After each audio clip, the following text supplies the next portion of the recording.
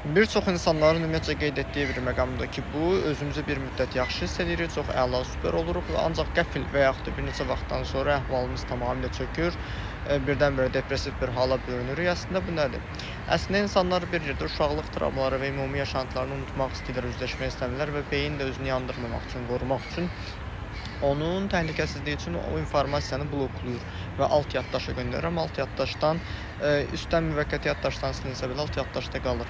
Və müəyyən vaxtlarda sən səbəbsiz yerə olduğunu düşündüyün və çönən əhvallığın səbəbini durduğu yerə olduğunu düşünsən belə, bu əslində şüuraltının bədənə göndərdiyi impulsiv bir morfoloji simptomdur ki, yəni ruhumuz əslində bizimlə ağrı dili ilə danışır və konkret olaraq sən ruhuva qayıdıb onun ağrısını sən həll eləyəndən sonra bədənin də sənə amnest keçəcək, konkret olaraq ağrılarını səndən çəkəcək.